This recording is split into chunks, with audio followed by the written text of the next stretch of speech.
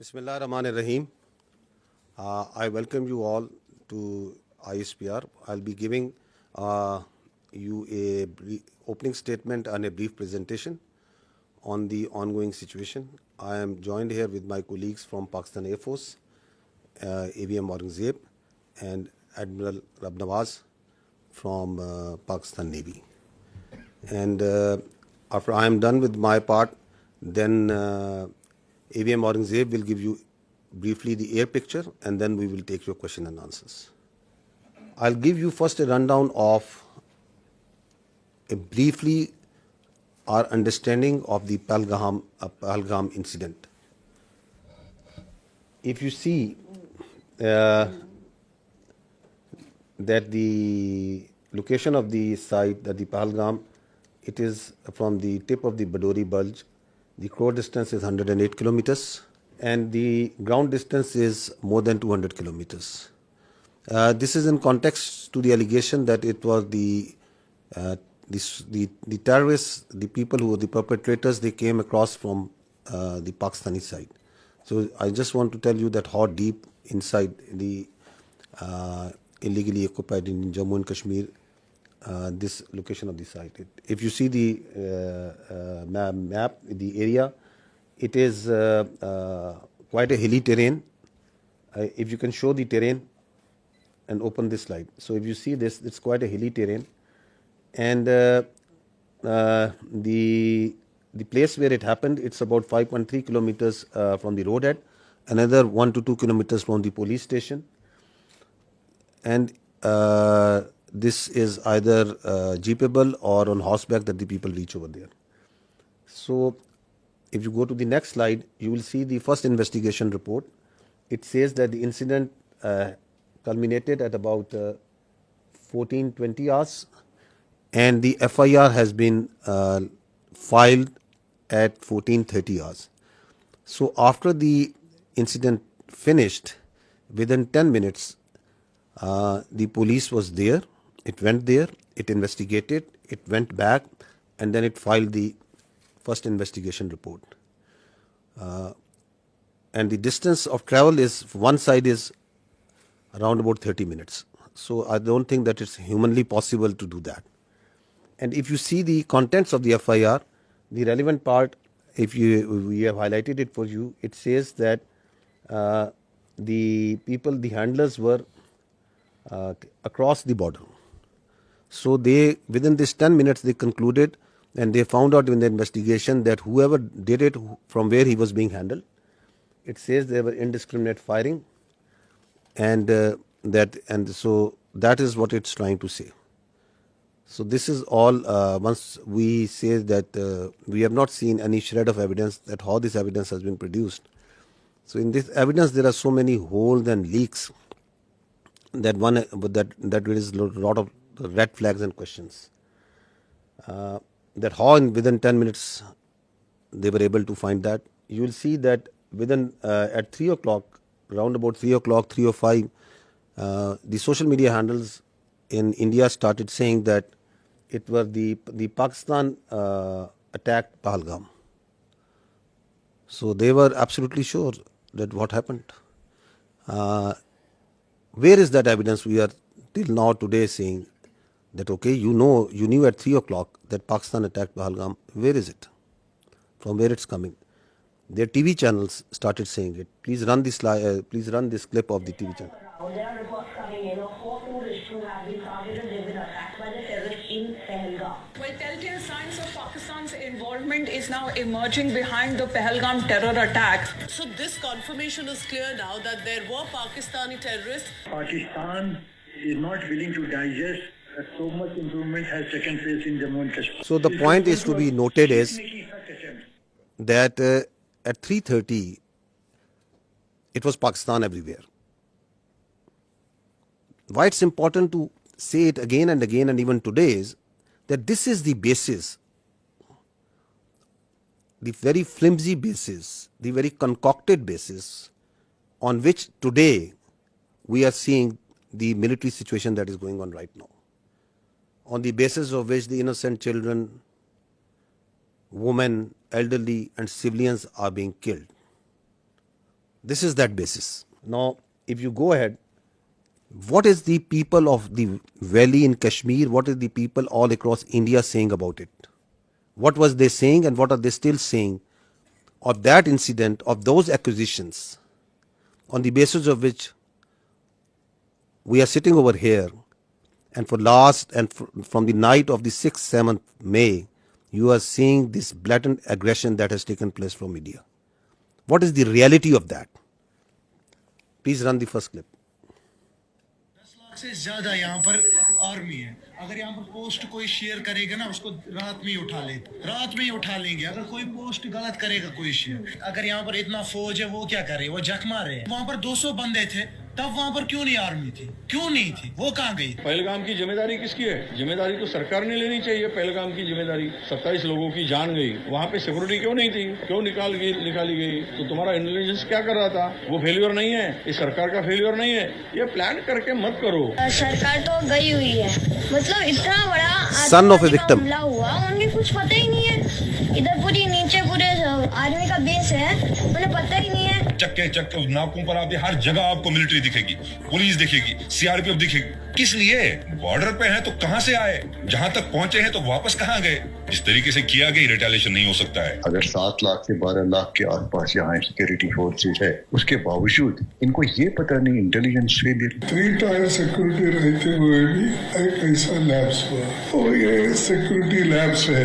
What happened to our intelligence? Have we failed somewhere? And if we have, why have we failed? Intelligence failure है, security failure है। यहाँ 7 लाख फौजी है जमा कश्मीर में, एक छोटा सा इलाका है, 7 लाख फौज है, वो कहाँ है? वहाँ पे गाड़ी नहीं जा रही है, पैदल इंसान जा रहा है। सिक्योरिटी इतनी है कि वहाँ से टेररिस्ट कहाँ से आ गए? वहाँ कहीं ना कहीं इनकी एजेंसी अटैक करवाती है। Now, listen to what the other people all across the India are saying. ये पुलवामा 2 है। पुलवामा 1 में कोई उत्तर नहीं मिला देशवासियों। ये संयोग नहीं है, प्रयोग है। पूरी देश की जनता, मैं नहीं कह रहा हूँ, पूरी देश की जनता, देखिए काफी लोगों को ये नहीं पता है कि पहलगांव कहाँ है, चंदनवाड़ी कहाँ है, बिष्णु टॉप कहाँ है, गणेश टॉप कहाँ है, शेषनाग कहाँ है, अमरनाथ क्या है। आज 3 दिन हो गए हैं, अभी तक एक भी इस्तीफा क्यों नहीं आया, या कोई भी किसी ने भी अकाउंटेबिलिटी क्यों नहीं लिया? आप क्या सरकार और क्या डिफेंस और क्या आप होम मिनिस्ट्री चला रहे हैं? आपसे अभी तक वो आतंकवादी पकड़े तक नहीं गए हैं। बेवकूफ नहीं है हम लोगों को सब समझ आता है। कोई इंटेलिजेंस फेलियर नहीं था, इंटेलिजेंस इनपुट्स होने के बावजूद अटैक हो गए। ये घटना घटी है, इससे लाभ किसको हो रहा है? कहाँ ढूंढते फिरोगे भाई? चोर तो आपके बीच में यही घूम रहा हो। क्या कोई कश्मीर के लोग अपने यहाँ पे घटना करके आबाद होंगे?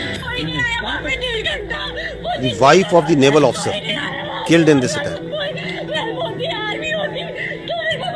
That for 90 minutes he kept on bleeding and no one was there. हमारे घर में कोई घटना होती है तो हम सबसे पहले किसको पकड़ेंगे? सबसे पहले तो चौकीदार को पकड़ेंगे ना, कि तुम कहाँ थे, क्यों ये घटना हो गई तुम्हारे रहते हुए। कश्मीर में सिचुएशन स्टेबल नहीं है, कश्मीर में कुछ भी ठीक नहीं है। वो जो आप चुप देख रहे हो ना, इसका मतलब ये चुप नहीं है, ये किसी आने वाली चीज की आहट होने वाली है। जैसे एक साइलेंस होता है ना कुछ होने से पहले, कश्मीर अभी उसी ट्रिगर पर है। देश में अब तक के सारे बड़े आतंकी हमले भाजपा की सरकार में हुए हैं, और भाजपा की सरकार आते ही देश और देशवासी सभी खतरे में आ जाते हैं। पहलगाम हमले के बाद से ही सरकारी कवियों ने पाकिस्तान के खिलाफ मोर्चा खोल दिया है और वीर रस की कविताएं पढ़ना शुरू कर दी। They are all Indians. देश के गृह मंत्री ने This is Indian public. क्यों नहीं लिखा? और प्रधानमंत्री को हमले के तुरंत बाद आतंकियों को धमकाने के लिए बिहार में रैली करने की क्या जरूरत पड़ गई? जम्मू कश्मीर के पहलगाम के निकट मिनी स्विट्जरलैंड कहे जाने वाले बैसन घाटी में आतंकी हमला हुआ। डॉक्टर राहत इंदौरी साहब की पंक्तियां हैं, सरहद पर बहुत तनाव है क्या, कुछ पता तो करो, चुनाव है क्या। Why it's important that we recall this? It's because of these questions, these very valid questions, this criticism that is coming from inside India, to divert attention from that, because they don't have any answers to this. What they do? They attack Pakistan, so that the whole attention of their domestic public, all this criticism is diverted to something else. And as we will see, as you must have seen, that before doing that, they gag the complete media. They ban the thousands of Twitter handles and social media sites. They ban all sort of digital media that is operating inside Pakistan, so that their public only listens to what they are telling them. You don't have any answers to why it happened, how it happened, who did it.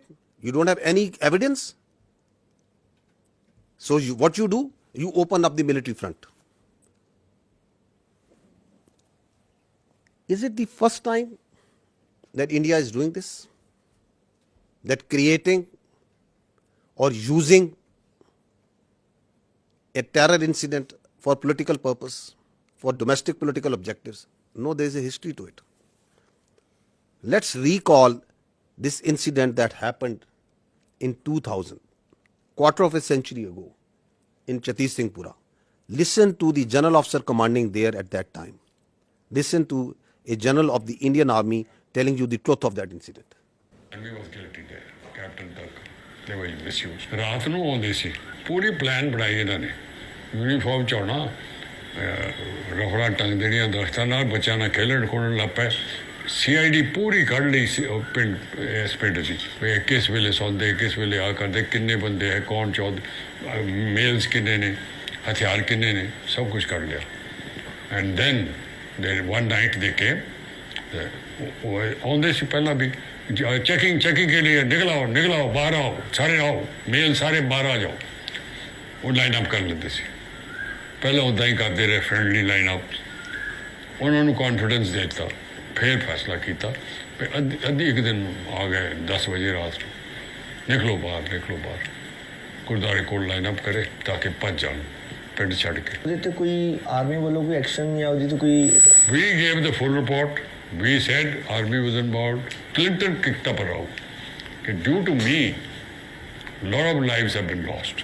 I want to know exactly what happened. The other human rights organization, United Nations, sent. And we sent them the report. क्या होया? They knew. Americans knew.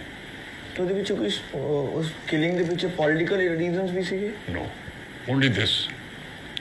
They exposed the BJP government and BJP government wanted to tell Clinton J&K की हो रहा पाकिस्तान के Barkhola propaganda करना सी कि देखो पाकिस्तान की कर रहा है पाकिस्तानी साढ़े सिख लाइन अप करके मारते So basically BJP planted this to impress Clinton to help India against Pakistan. तुसी मान नहीं सकते वो तो बाद जब ये रौला पिया फिर अडवाणी ने फिर ऑर्डर दिता कि देखो जल्दी से कुछ करो जिससे कन्विंस हो जाए भाई इन्होंने किया था ये वो पकड़ लो किसी को इन्होंने 5 इनोसेंट बंदे कश्मीरी पहाड़ के ऊपर जाके मारते जी they were innocent boys. So once we question what they are saying now, there is a history to it of killing innocent people for their political objectives, pinning blame on Pakistan, covering it up by further killing innocent Kashmiris and Muslims and posing them as terrorists. Go to the next slide and listen to the truth of Pulwama by the governor of Kashmir at that time, the Indian Kashmir at that time. Pulwama की शहादत को याद रखो और अब हम बालाकोट करेंगे ये करेंगे वो करेंगे उसको इलेक्शन के लिए यूज़ करना चाहते थे कि ये पाकिस्तान ने किया हमारे जवान मारे और अब हम हराएंगे कि अब ये सारा ओनस पाकिस्तान की तरफ जाना है तो चुप रहिए. मतलब ये एक तरह की सरकार की चालू पॉलिसी थी कि blame Pakistan exactly and we will get credit and it will help our election. Exactly. So what's happening now? Is it something different? It's the same playbook. That is why we say that this drama of this mantra of cross-border terrorism from Pakistan, of these jihadi organizations supported by Pakistan, these concocted allegations, and then basis of that, you start going into military posturing and military action. This must stop now. And that is why the government of Pakistan very rightly said that if you have any evidence, put it front to an independent, neutral commission and let them examine it. Nobody gives you the authority to become the judge, jury, and executioner. And that's what exactly India is doing right now. What Indians started doing, because this has also a linkage of that hubristic, that aggressive mindset that you see right now at play in Indo-Pakistan, in South Asia and in the world right now by the India. What they started doing it, that they started crushing the people of Kashmir and the Muslims and the minorities over there. This is, just listen to the Kashmiris, what is happening to them. ये जो India वाले हैं, मैं कहती हूँ इनको तो इनके सीनों में दिल है ही नहीं ना। इनके सीनों में अगर दिल होता ना तो ये कुछ ना करते। इतना अरसा उन्होंने कैद में रख के तो आखिर में जब उनका फैसला होना था तो उन्होंने उनको एनकाउंटर कर दिया और इन्होंने हमें उनकी ना डेड बॉडी दी। पाला पीठा हुआ।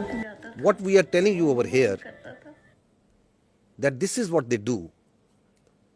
Kashmiris, people who inadvertently crossed line of control, on different pretexts, they hold these Pakistanis, these Kashmiris, in different prisons, in locations, and then torture them, then kill them, and then pose them as infiltrators, as terrorists. This is the story of a minor boy who crossed into Kashmir years ago. They kept him in jail, then killed him in a fake encounter. And this is the family of that child who is telling the story. This is how they frame and concoct evidence for these so-called acts. इधर ही बाहर ही खेलता था। माँ ने बहुत मुश्किल दिन गुजारे हैं। उनकी आँख नजर भी चली गई थी रो रो के। तो बस जब कोई इधर कोई आता था उनको मिलने के लिए, कहते जिया मुस्तफा की कोई खबर है नहीं है, हम यही कहते थे कि वो आएगा, इंशाल्लाह जरूर आएगा।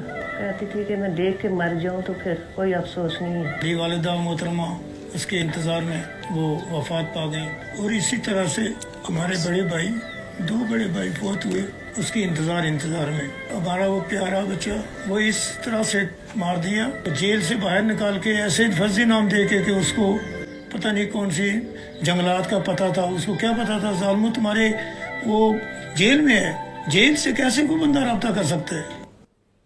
This boy, in October 2013, this minor was taken into Indian custody and they killed him in October 21 on the charges of being a terrorist. What they did after Pahalgam, opened up the same playbook.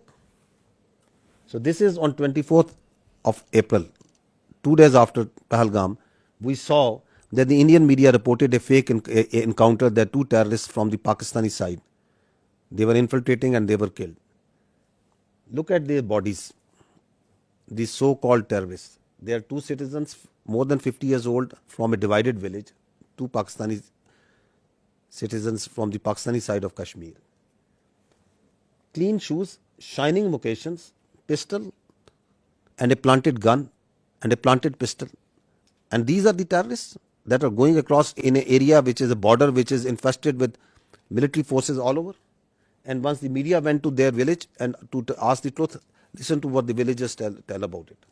आसानियाँ हो गया है। ये दो हमारे बुजुर्ग भाई ये सदियों से यहाँ रह रहे हैं, इनका बाप दादा यहाँ का रहने वाला है। आलूसी के करीब ये गांव है, कहीं मालूम पहुंची गुम हो जाता है। आलूसी के करीब उनको ढूंढने के लिए गए, इंडिया आर्मी ने शहीद कर दिए। वो मार के कहते हैं कि ये दहशतगर्द है और दहशतगर्द ये नहीं है। हमारे दो भाई इंडियन आर्मी ने इनको शहीद कर दिया है। वो गाँव के ज़ईफ़ुल उम्र थे, तकरीबन उनकी 50-60 साल उम्र थी और उन्होंने रिपोर्ट में डाल दिया कि ये पाकिस्तान के दहशतगर्द थे। दहशतगर्द नहीं थे, वो ज़ईफ़ुल उम्र थे। एक का नाम मलिक फारूक और दूसरे का नाम मोहम्मद नंबरदार, जो कोई दहशतगर्दी में नहीं पाए जाते हैं कि अरसा दराज से यहाँ रहते हैं। इंडियन आर्मी ने फायर करके उनको हलाक कर दिया। मेरे दो भाई अपना माल मवेशी ढूंढने के लिए एलओसी लाइन के करीब गए तो इंडियन आर्मी वालों ने फायर करके दोनों को शहीद कर दिया। The CNN team went to this village a few days ago and they went to the same village and what he found about the reality.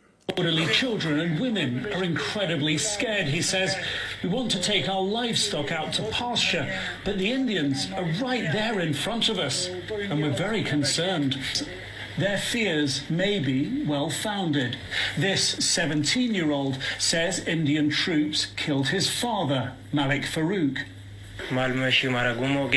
He had gone to the line of control to chase our cattle, he says. The Indians shot him and accused him of being a terrorist. He is not. He is a good man. The day after the massacre in Indian-administered Kashmir, the Indian government announced it had foiled a terror plot, killing 2 Pakistanis. Malik's brother denies the allegations too, says he was just a herder like me, believes India wants their land before breaking down in tears. It's okay. India's done a great cruelty to us, he says. If they want me to leave, put a bullet in my head. That's the only way I'll go. What I want to bring to your notice is this: you as independent journalists, please go and find the facts. These are the facts. You pick innocent people, you murder them, the army sits and tells them these are terrorists. They do it on daily basis. That are these the terrorists that the Pakistan is sending across? They are innocent people. And on basis of that, you ratchet up concocted lies, a story, and you put it out in the media, in international media. You blame Pakistan. You don't provide any evidence, and then you say we will attack. This is exactly what they have done. Okay, that this terror plot was made by this and this. These are the mosques, and you attack mosques, the places of worship. Right under the eyes of the international community. The fact of the matter is, yes, there is terrorism. There is terrorism that's happening in Pakistan on daily basis. And who is sponsoring it? It's India. I'll give you the facts of this Indian sponsored and abetted terrorism in Pakistan. First, listen to what their leaders, their political and military leaders themselves say. What the evidence which is available publicly, what it tells us. Balochistan के लोगों ने, वहाँ के नागरिकों ने जिस प्रकार से मुझे बहुत धन्यवाद दिया है, उसका आदर करते हैं, वो मेरे 125 करोड़ देशवासियों का है. Pakistan's vulnerability is many times higher than of India.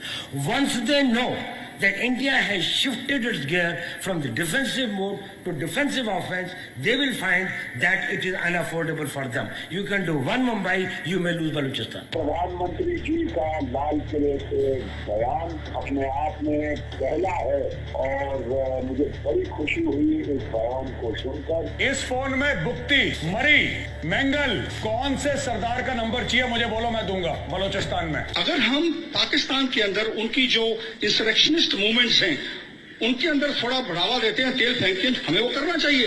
उन्होंने बलूची को दबा के गुलाम बना के रखे, तो उनको मुक्त करना है. The aims and the targets of Kulbhushan Yadav, serving naval officer of India, doing terrorism, supporting terrorism in Pakistan. Any kinds of requirements of them are conveyed back to the raw officials. The terrorist leaders who surrendered, they are telling that how India supports them, how India sponsors terrorism in Balochistan.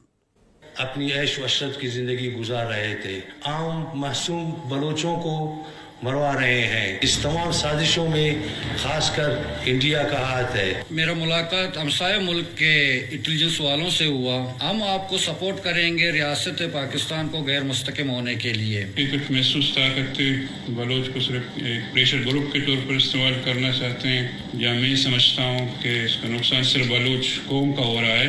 India की नजरें तो हैं इस पे, इससे तो कोई इनकार नहीं कर सकता. This is open source. This is available to you. Everyone is listening and saying, and they are openly saying and jumping that we are going to do instructionist movement inside Balochistan. We will support them. We need to fund them. There are people who they were funded and they are telling, yes, we were supported them. They have networks of people who take they train them, they supply them weapons. There are terror camps actually inside India who are supporting, who are fueling this terrorism which is going on in Pakistan. This is Aslam Achu, a known terrorist of the Indian-sponsored terrorist groups in Balochistan. He's lying in a bed in India once he got sick. This is the spokesperson of the Baloch Liberation Army. Once the Jafar Express, this horrendous terrorist act happened where innocent civilians were killed in the train. Where was he? He was being taken by the Indian media, and he's glorifying that act of a defunct, internationally recognized terrorist organization. Listen to him.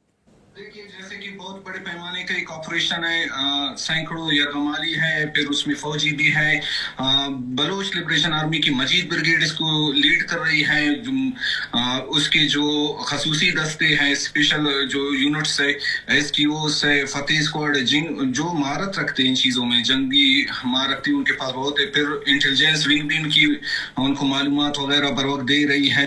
So who is supporting them? Where is he sitting? Which country's media is glorifying this terrorist act?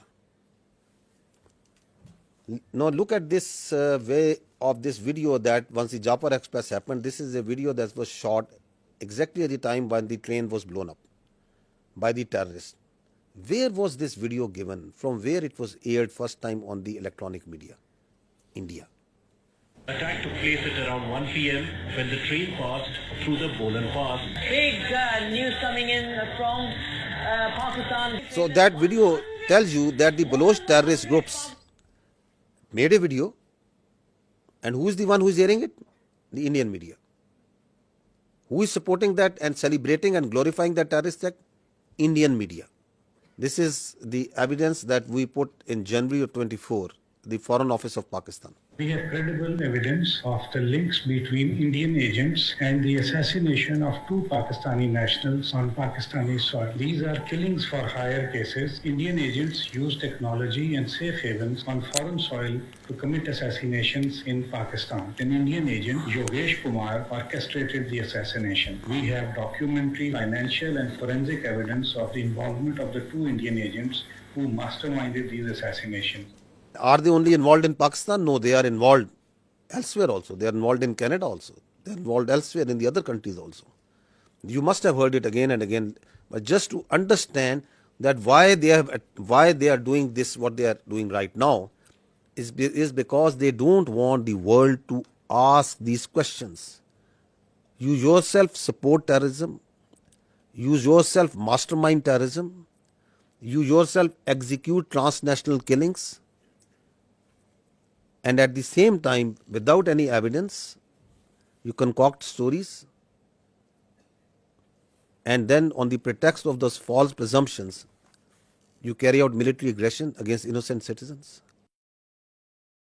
They are also responsible for transnational killings. Canadian security agencies have been actively pursuing credible allegations of a potential link between agents of the government of India and the killing of a Canadian citizen, Hardeep Singh Nijjar. The allegations that a representative of a foreign government may have been involved in the killing of a Canadian citizen here in Canada on Canadian soil is not only troubling, but it is completely unacceptable. This is something we take very seriously. A number of us have raised this directly with the Indian government. If the BJP administration is actively plotting to kill political opponents in the US and Canada, just imagine what's happening in India itself.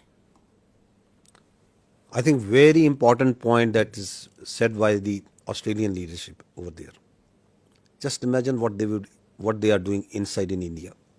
Once this Pahalgam incident happened, immediately after that the National Security Council of Pakistan sat down and issued a declaration. What did they say in that declaration? One part of it, it says that the Indian attempts to inject volatility in the environment along Pakistan's eastern border is aimed at distracting Pakistan's counter-terrorism efforts. Because one of the objectives of this incident is to provide space to the terrorists sponsored by India who are operating along in the western part of the country, whether it's Fitna al-Khawarij or the terrorist groups operating in Balochistan. Because the government of Pakistan, its armed forces, security agencies are on daily basis tightening the noose against this Indian sponsored terrorism. So one of the objectives is to distract and divert the security agencies, the armed forces from these counter-terrorist operations. We know it because we have credible intelligence that as this incident happened, in the same time frame, instructions were issued, passed to all the terrorist cells, all the terrorist organizations sponsored and abetted by India to amp their activities in Pakistan, to increase the terrorist acts in Pakistan. And on the night of 25th, 26th April, post Pahalgam, the largest tashkeel of the Fitna al-Khawarij in the history, it attempted to infiltrate across Afghanistan. More than 100. And 71 of them were killed. Because they came in a hurry, because they were being pushed by the Indian intelligence agencies to go across and do terrorist acts in Pakistan. You can see this engagement and the results of that over here. The largest tashkeel. Now this is again on 25th of April, post Pahalgam, a terrorist was nabbed in the town of Jhelum in Punjab, Pakistan, and from the material, from his forensic of his mobile, a lot of information came out that he was working on behalf of the military intelligence of India. A terrorist being directly funded, sponsored, trained, and doing terrorist activity inside Pakistan for Indian military intelligence. I'll just show you one or two audios in which he is talking with his Indian military intelligence officials, their officers who are telling him what to do. So he is talking to a Indian Major Sandeep.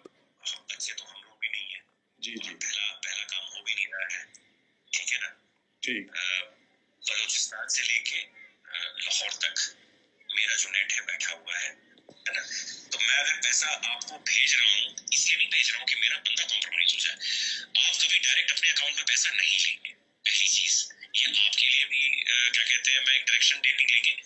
10,000 रुपए यहाँ के मैं आपको इसलिए भेज रहा हूँ क्योंकि मुझको पता है कि कितने अमाउंट को डालने से ISI या आपके यहाँ की एजेंसी या आपकी साइबर विंग हो गई, ठीक है ना, या आपका पुलिस डिपार्टमेंट हो गया या एनफोर्समेंट डायरेक्टरेट हो गई आपकी, वो उस चीज को मद्देनजर नहीं लेगी।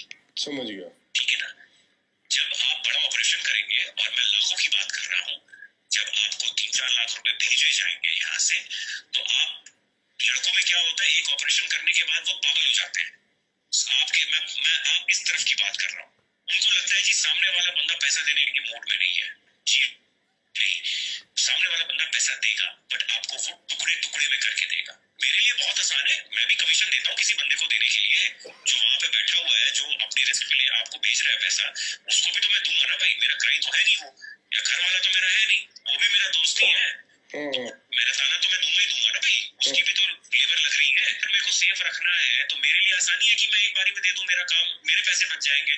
बट मैं आप लोगों की सेफ्टी को मद्देनजर रखते हुए उसको 2-3-4 हिस्सों में बांट करके आपको देता हूँ।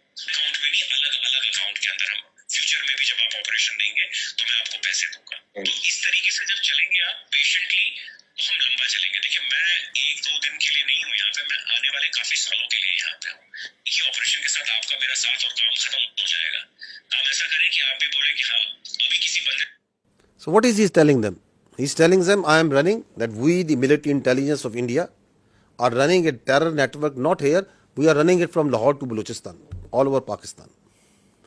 He's telling him that we are here since years and we are going to be here for years.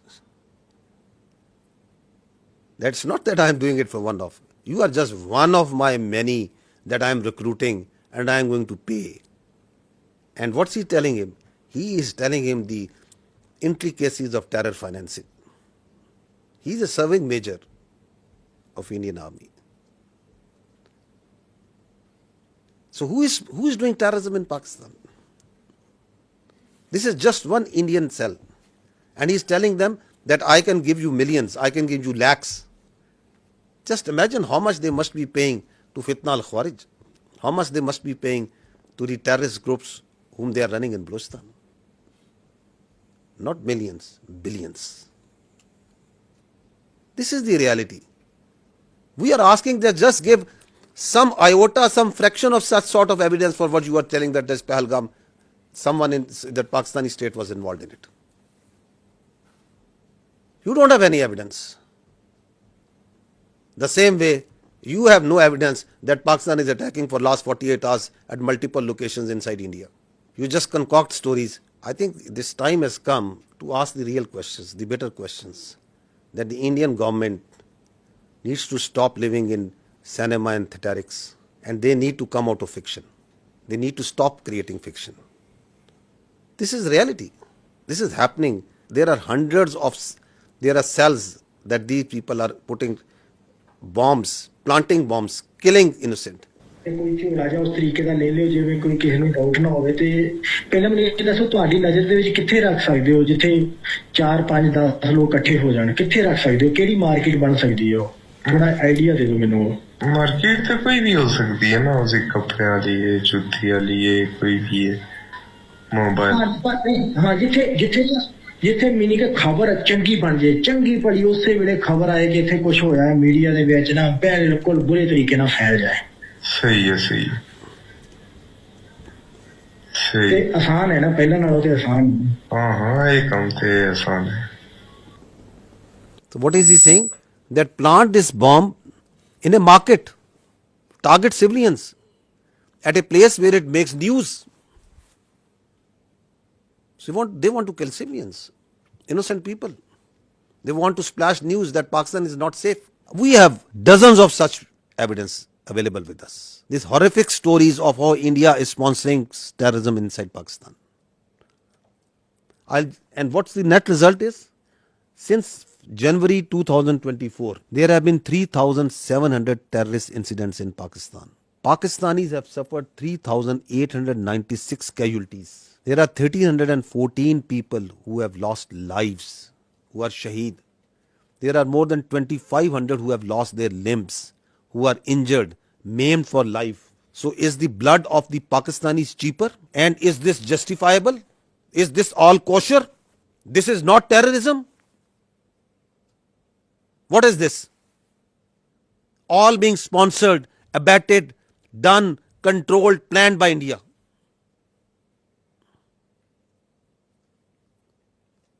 And you don't have any evidence for Pahalgam? You cook up a story, this mantra, you listen just I think yesterday, that yes, there are jihadi organizations because Pakistan has been doing this, because Pakistan has been doing this, that because Pakistan has been doing this, just because that, where is the evidence for that? That Pakistan has history. Which history? Tell us about this incident. We have for each and every incident, we can tell you how the Indian hands were involved. Your leaders are on public display. They are saying that we are going to do terrorism inside Pakistan. We are going to destabilize Pakistan. And please understand this, that Pakistan is the last bulwark state standing against this terrorism. This creeping ideology, this perverted ideology that is coming from our West. If this country of 240 million plus people, if this terrorism, this perverted ideology takes roots over there, just feel the consequences of that for the world. Who is fighting against it on daily basis? We, the people of Pakistan, the armed forces, the security forces. The figures tell themselves, 190 operations per day. Since January 24, more than 77,000 counter-terrorism operations have been done by the state of Pakistan. We are fighting it on daily basis. And India is sponsoring and supporting these terrorists for its very myopic and short-term interest. If this bulwark state which is fighting against this terrorism, not on only behalf of the people of Pakistan, but for the people of the world. If it gets distracted, which is one of the objectives of the India, what consequences it will have for the region and the world. Also keep this thing in mind. Now, on the pretext of action against this Pahalgam incident, their perpetrators, rather than giving credible evidence, what they started an oppression campaign against the Muslims and the Kashmiris in particular. This is what is happening right now in Kashmir. More than 50 houses have been bulldozed and blasted.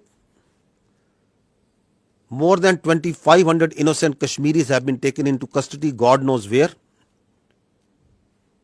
This is happening right now. This is their counter-terrorism operations that is going on.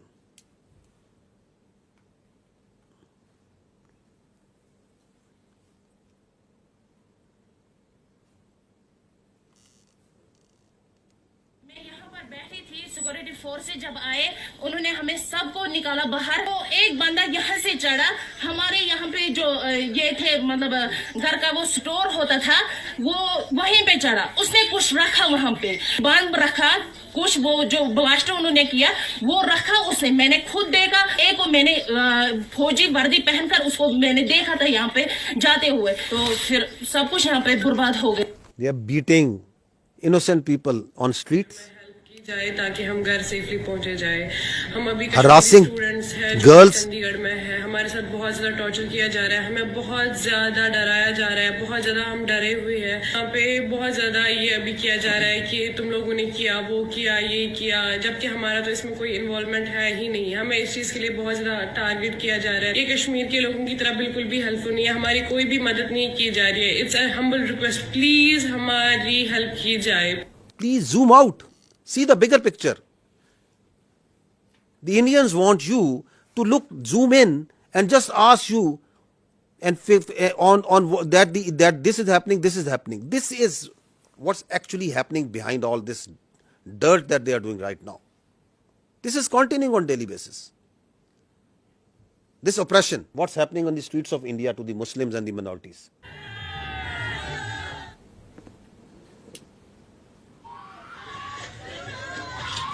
हमने तो काम start कर दिया अपने गांव में। देखो भाई हम काट डालेंगे, दो पकड़े गए तो हमारे काट डालने रहे भाई।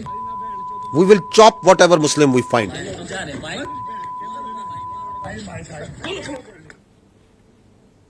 दो कटुए मारे गए, छत्री और अच्छा दल इसकी जिम्मेदारी लेता है, और भारत माता की सौगंध 26 का बदला अगर 2600 से ना लिया तो मैं भारत माता का पुत्र नहीं। जय श्री राम, जय हिंदू राष्ट्र।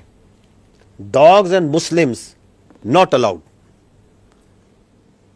This is happening in India. अभी जो पहलगाम में आतंकी हमला हुआ है उसमें हिंदुओं को देख देख के मारा गया है। Please understand this hatred, this state-sponsored hatred against the minorities, which is working with the mindset, the hubristic mindset which is behind this military aggression. The problem here is what India is doing, that they are doing two things.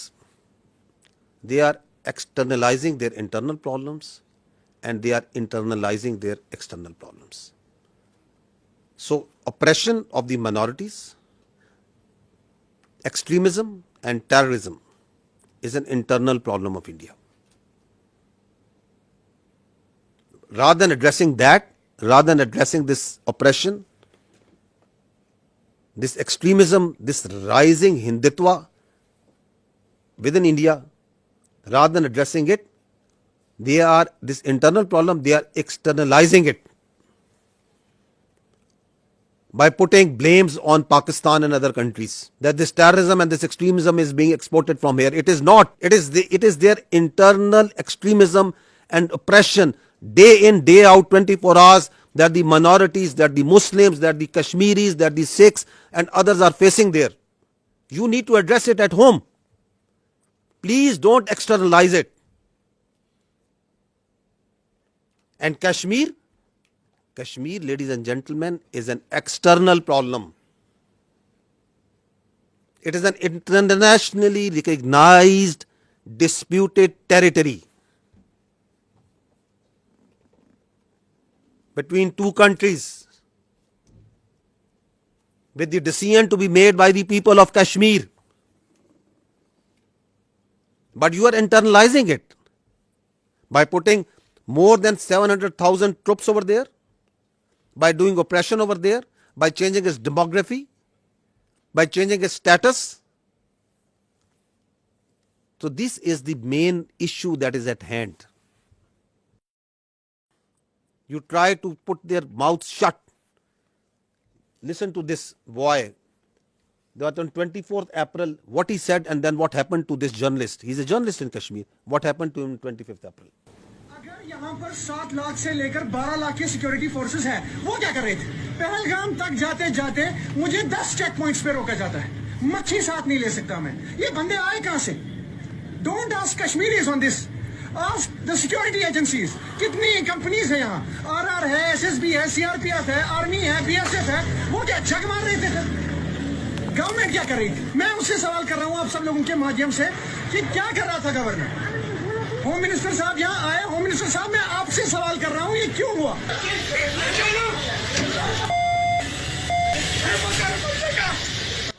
And next day he has been picked up. God knows where he is. Now listen to this girl. She is a social media influencer. What happened to her?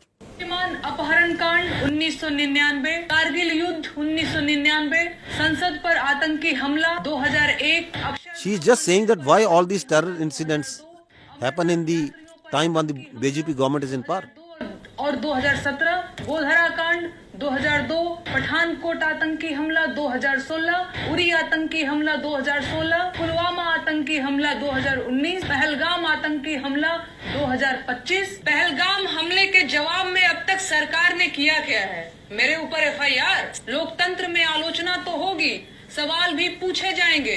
You shut down the all digital media that is coming from Pakistan or independent news agencies. You shut down the X and the other social media platforms because you don't have the capacity, you don't have the patience, you don't have the morality to listen to the truth. This is what's happening. This is why this aggression. So what they did was, after this Pahalgam happened, and we have seen briefly what actually is the truth of this Pahalgam, which they don't want to talk because they don't have any answer to it. So let's go into the military part. Why? So that there is a diversion, there is a strategic diversion, and everybody is focused on the day-to-day activities. Like what happened in Pulwama, who did Pulwama, why it happened, nobody would. Let's go and go for the military action. We will not allow this to happen. That after every few years, you cook up a story, there is a terror incident, there is an incident that happens. You don't provide any justification, you don't provide any evidence to it. On the basis of that, you start ratcheting up the media, international media, you start building up false pretexts and narratives, and on the basis of that, you start attacking. And that's what they did.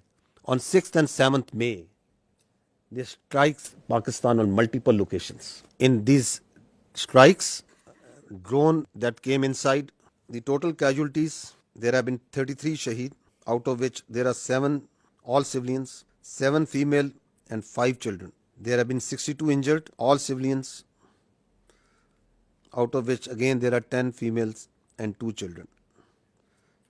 And in military we have 14 injured. So these are the locations where they killed innocent civilians. 2 years old. These are these training camps. These are from where these, God forbid, you kill 2 years old and you celebrate it. Look at their media. It is shameful the way they are celebrating these strikes. I think it's first time in that we have seen that you shamelessly are celebrating killing of children. You are thumping your chest. Yes, that we have killed this 2-year-old Urwa Zubair. And you are calling it a great national victory. 3 years old Hawa Bibi. 4 years old. Another 4 years old. Another 5 years old. This 7-year-old boy, 12-year-old, this girl, this small baby. This is what happened on 6th and 7th of May. Please remember this when you talk about what's happening on ground and when you ask us that what Pakistan is going to do. Please remember these pictures.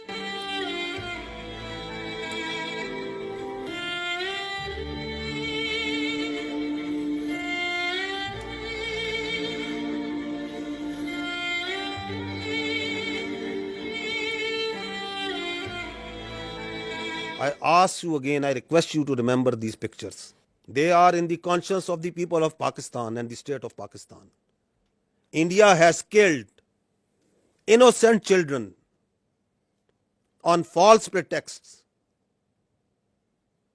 and they are thumping their chest. They are celebrating this killing of innocent.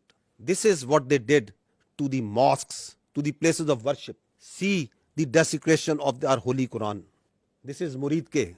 This is the mosque that they bombed. See the Holy Quran. Tell me, please tell me, which religion allows this? Which humanity allows this? Which UN convention allows this? Which Geneva Convention allows this? Which human rights allow this? And you celebrate it? And you say we have done a great deed to the Indian people and we have done a great deed to the world peace by taking out mosques, by taking out innocent children, by desecrating Holy Quran. This is Bahawalpur. They came on the night of 6th and 7th. They killed the innocent children. They desecrated the Holy Quran. This is what they did. Once they came, our proud Air Force took them on. They came in large numbers. 5 of their aircraft was shot down. 3 Rafales, 1 MiG-29, 1 Su-30, 1 large combat UAV, multiple smaller UAVs. On the line of control, the Indians opened fire all along, indiscriminate fire, specifically targeting these civilians living on the Pakistan side of Kashmir. Specifically targeting the civilian populations. We have responded. We are continuously responding to this aggression. And we are only targeting the Indian military posts. We are being very careful because Pakistan, the state and its people and its armed forces do not believe in targeting innocent civilians. We have neither the culture nor our religion allow nor our morality allow that we target innocent people, that we target holy places. And I will show you the evidence that how precisely we are targeting only their military posts. So this is their brigade headquarters.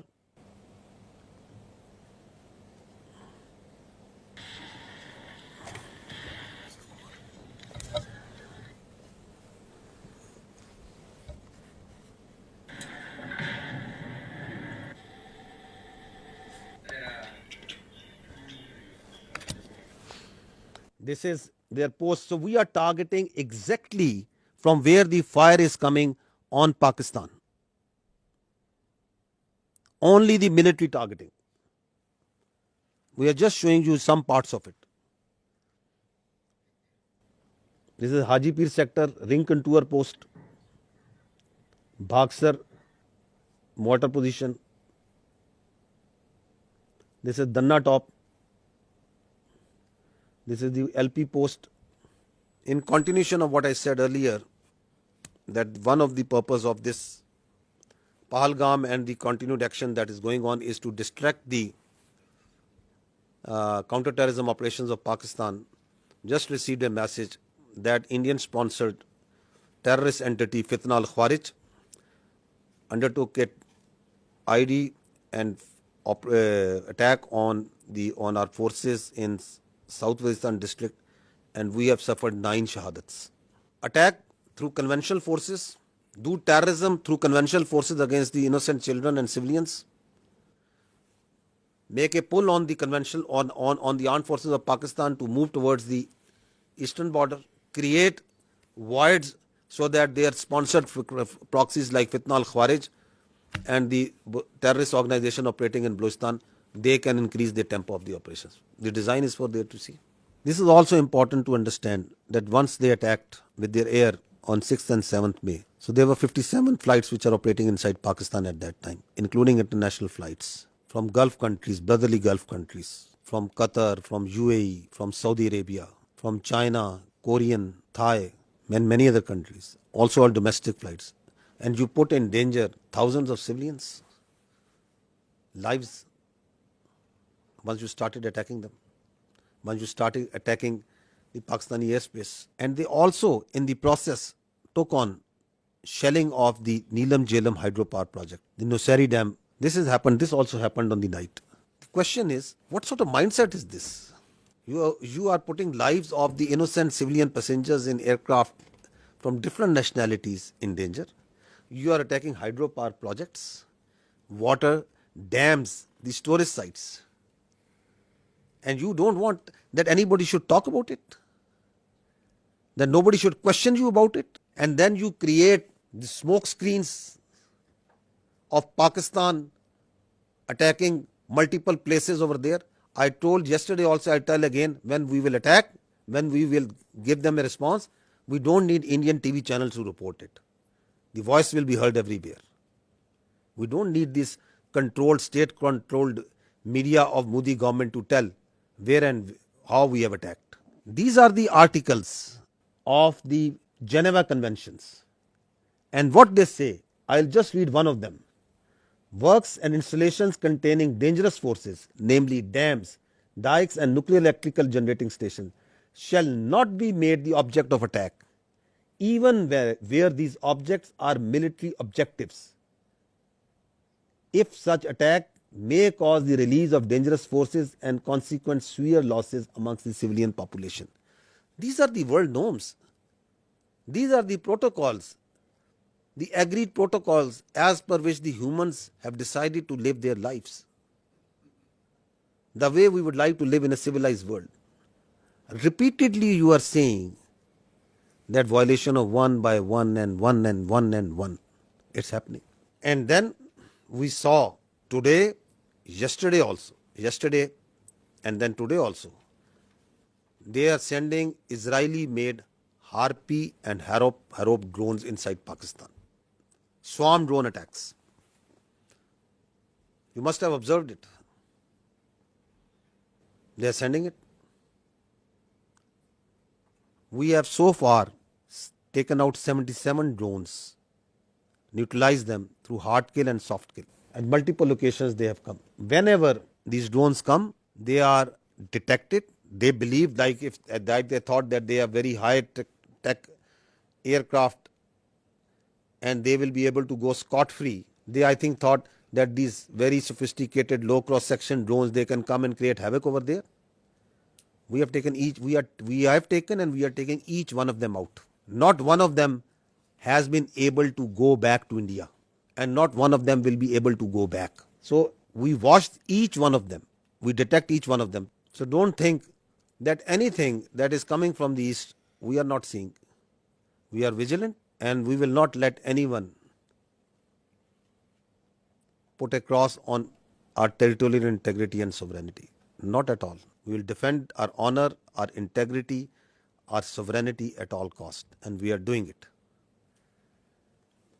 So these drones that have been shot, we are collecting the debris from all over Pakistan, and these are our war trophies that we will rub on their faces. On the night of 6th and 7th, we asked them to pick up the debris from their side. This time this service we are doing for them, whatever they are sending. And whatever they will send, we will convert it into debris. Let there be no doubt in it. You can see certain very few parts of this. Drones that they are sending, please keep on going. And the damage that they are causing to innocent civilians, innocent places, civil places. Now this is very, very horrifying that they carried, as part of the swarm drone attack, they targeted the holy place of Sikhs in Nankana Sahib. Totally unacceptable. The Pakistan Armed Forces timely neutralized this threat to Nankana Sahib, and we will continue to defend, as part of our territorial integrity and sovereignty and honor, all places of worship, including those of even Hindus, all places of worship. Because our religion, our national spirit, the teachings of our great Qaid-e-Azam tell us that we have to protect the minorities.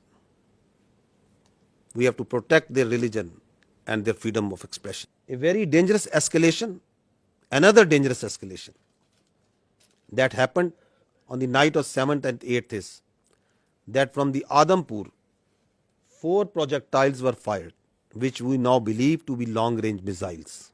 3 of them were targeted by the Indians inside the Indian territory in general area Amritsar. One of them crossed the Pakistan the airspace and entered into Pakistan airspace, and it was taken down. It was neutralized. The debris fell around general area Dinga.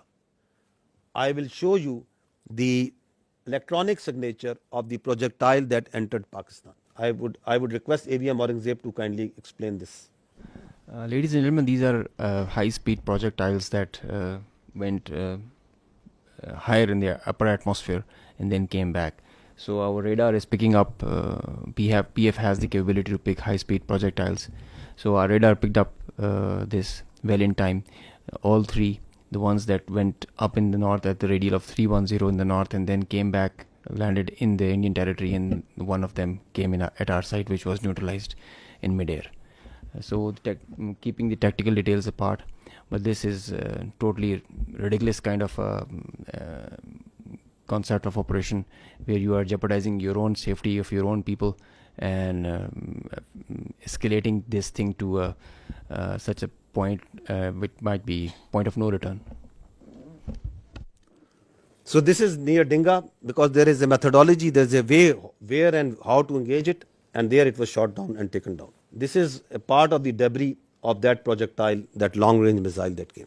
Now, this is again interesting, the Indian propaganda that is going on day in, day out for last 24, 36 hours that we are seeing, that Pakistan has attacked at multiple places in India. Pakistan has attacked, Pakistan aircraft is there, and Pakistan have strike missiles and sent drones and do what and I don't know what. We have got so sick and tired, and it is no, we just stopped even following this sort of nonsense and stories and humor that is coming from there. The Indian journalists are themselves also saying, I never deleted tweets, but today I am deleting all tweets that I made without verifying the claims of our Indian media channels. I feel sad, not because of tweeting, but more so because I wrongly believed what I saw. As an Indian, I am fuming. Last night our news channels fed us lies, fake strikes on Karachi, imaginary evasions, recycled videos, no facts, just drama. While citizens slept feeling proud, the world watched us become a joke. This is not patriotism, it's betrayal, shameful. Another journalist, I hope the editors of all TV news media have a hard look at themselves. You were a national embarrassment last night, every single one of you. What a shame. What a mockery of journalism. This is what Pakistan has fired. At least have the sense to burn these brown fields if one of our projectile and one of our missiles has gone and hit a field. Karachi is burning. Karachi has been taken over. Go and call Karachi. Find out where it's burning. Pakistan JF-17 Thunders have been taken out. At least show me the debris of one aircraft. At least show me the electronic signature of one aircraft that Pakistan, of one UAV, one drone that Pakistan has fired there. That's why we say, don't worry. You are so fond of Pakistan firing at you, we will fulfill your demand at the time, place and means of our choosing. And I repeat, we don't need this stupid, this shameful media to tell us that they themselves are embarrassed that what they are doing. They are trying to make Indian public, they think that the world is fool, that their public is fool. No, the Indian public is also not fool. They are also watching. You are trying to gag. You are trying to shut down the voices. You are trying to push the journalists into the prison vans and dungeons and I don't know where. Listen to this. It's a joke. Listen to this joke. Of the Pakistan Prime Minister's residence. Pakistan के JF-17 fighter jet को भारत के आकाश missile system ने मार गिराया है. The JF-17s, perhaps 2 of them have been shot down. We are also told one F-16 has been shot down. That's a huge loss for Pakistan. One Pakistani fighter jet pilot has also been detained, is the latest information that we have. This is the latest information. 3 JF-17s gone. ये जो AVAX इनका जो एक AVAX भी, one AVAX has also been shot down. इसमें इनकी रीढ़ टूट गई है. An F-16 has been down. Amit Bhatt of News 18 Rajasthan has confirmed that an F-16 has been shot down. Vishnu, we're hearing from sources that Pakistan Air Force And the sources are their official sources. Their Ministry of Defense is saying, what a shame. To be saying that they've lost 2 JF-17 fighter jets in the course of Operation Sindoor. That's a very big admission from them.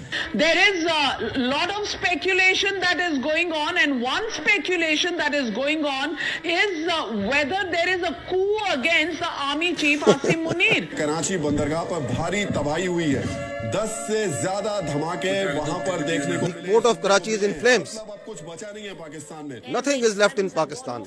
I hope you people are all right. Big news that is coming in. Rahul, Rawalpindi and now Islamabad. Air raid sirens have gone off in Islamabad. Army अंदर घुस गई है पाकिस्तान में क्वेटा का इलाका है वहां पर In Quetta also. कर दिया है इस्लामाबाद के बड़े इंपॉर्टेंट स्ट्रेटेजिक लोकेशंस पर अटैक किया गया our missiles S-400s Please pause. Please pause. Pause. रोकिएगा. In the picture, you can see supposedly a PL-15 missile that they think is lying on the floor or somewhere. This one, I think you are referring to this. Yeah, this one. Yeah. Which they are claiming again and again. It's a PL-15. Children at science fairs make better models of such missiles. This is neither close to a PL-15, nor does it look like a PL-15. The missile does not land like this and gets broken in the mid section. The missile self-destructs in the air after it has a burnout time. I mean, this is laughable. You can die laughing. It's very dangerous thing that they're doing. It's fatal to human beings. This is absurd, totally absurd. Missiles don't land like this and get broken in the midsection, nor they are of white color if they are not dummy. So, and as far as the seekers are concerned, well, we say that we fired at them, so they're supposed to have seekers. We did fire. They're supposed to bring debris to prove the claim. They did this last time also in 2019. They showed a piece of an AMRAAM that they shot an F-16. The piece of an AMRAAM doesn't prove that they shot an F-16. It proves that we fired at them. Some part of the aircraft proves that they got the better of it. So we have to admit that they are making us, at least the humor part is with them. Yes, of course. No, they actually live in movies. I must give credit. They have a very good theatre. They have very good this Bollywood, but that's not the reality. You have to grow out. Please stop living in Bollywood. Grow up. 2 JF-17s over Pakistan. Look at him howling. Pakistan's territory. Now this is war. This sort of war they can keep on fighting for next many days. They think that this is war, that whatever comes to your mind you start claiming. Why they are doing it? What's the sense of doing this? Because your face has been blackened on night of 6th and 7th May. Because we shot down your aircraft, your so-called very high technology aircraft that you were having, and you thought you can get away with it. And then once you didn't want to send your manned aircraft, you sent your unmanned drones, and we took each one of them out. Your face is being rubbed. You are frustrated. We can feel your frustration. We can feel your anger. Starting from 22nd April, you couldn't provide a shred of evidence. Nobody believes in your concocted story. Everyone knows that you are lying. And then you kill citizens, civilians, innocents. You kill children. Your lie is getting clearer for everyone to see. Your cruelty, your hubristic mindset is getting clearer. Your extremism, your anger is getting clearer. So you have to satisfy. And the people inside your country, starting from 22nd April, they are asking you, what have you done? Who are these people? Why there is this security failure? Because you have no answer to them? No, you concoct stories. We have taken down F-16. Karachi is burning. Quetta is burning. Prime Minister of Pakistan has been taken to a safe location. This, that, whatever comes to your mind. Is this a joke going on? These are two states. Their lives of hundreds of millions of people, thousands of millions of people at stake. The world peace is at stake. And this is what you are feeding. This is the war frenzy you are making. You watch their TV and they are showing that there are sirens going on, civil defense raids going on. You want to create war hysteria? This is another point that I want to highlight, that we request the international media to fact check before buying their stories. This is just a very fresh story about someone who was leading the prayer, the funeral prayer of the people who died in one of the unfortunate place in this 6th, 7th, one of the mosques that was taken out. And the Indians started planting that this person who was leading is brother of someone whom they claim. You people are much more informed than me on this. Huh? So they started saying, no, listen to this. It's again sad that how people fall prey to these cooked up stories. So this is the British High Commissioner in UK. Now he is showing, the Indian High Commissioner in UK, he is showing this man and claiming him to be brother of this person. The founder of the terrorist groups that you're mentioning. Look who's behind him. Look at the coffins there. They have the Pakistani national flag. Masood Azhar's brother has been killed in operation. So at least match your notes. Your High Commissioner in UK is saying that this man is leading the prayers. Your media is saying he has died. So before you cook up a story, I would request our dear friends, whoever is writing the script over there of this fiction book that they are writing, that at least match the notes amongst yourself. Abdul Rauf Azhar, Masood Azhar's brother, Abdul Rauf Azhar killed in. You have to say once something, you have to back it up with fact and evidence. Now this man who was actually leading the prayers, whom the High Commissioner of the Indian High Commissioner is saying that he is the brother, what is he telling? Who is he? This man is Hafiz Abdul Rauf and he is telling who am I? मुझे बड़ी ही शदीद तकलीफ है और रंज भी है कि बग़ैर किसी तस्दीक के, बग़ैर किसी तहकीक के मेरे बारे में इतनी बड़ी बड़ी बातें और बैनुल-अक़वामी चीज़ें बयान कर दी हिंदुस्तान ने और उनके मीडिया ने, जो बिल्कुल ही मुज़क्का ख़ेज़ है और जिसका हक़ाइक़ से क़तन कोई ताल्लुक़ नहीं है। मेरी ज़िंदगी सबके सामने है। मेरे माँ बाप उस्ताद थे, मैं ख़ुद तालीम दोस्त आदमी हूँ। मैंने पहले कॉलेज में पढ़ा, स्कूल में पढ़ा और बेहतरीन मेरी एजुकेशन रही। So this man is a local politician. This is his, he belongs to a political party also. This is his date of birth. He has a son, he has 3 daughters, and that's simply what the man is. He is not his brother, not at all. And he's saying that I have come to know through international media saying that I am the brother of that person. I'm trying to tell you is that even if their high commissioners are telling you something, even if their ministries are telling you something, please fact check it. Don't fall prey to their misinformation, disinformation. Because they live in their own cocoons, in their own bubble, in which they believe every lie that is fed to them. India has become a disinformation, misinformation churning machine. And the only thing that can counter this is fact and reality. Again, unfortunate part that even reputed journalists like Barkha Dutt, whom people tend to believe what they are reporting on their social media. Breaking: a Pakistani pilot is in Indian custody. More details awaited. India thwarts multiple missiles and drone attacks by Pakistan on Jammu, Pathankot, and so many others. So once their person's position of authority inside India, like their high commissioners, like their spokespersons, they'll tell you lies after lies, then perhaps they are not at fault. But it's responsibility of a good journalist to fact check.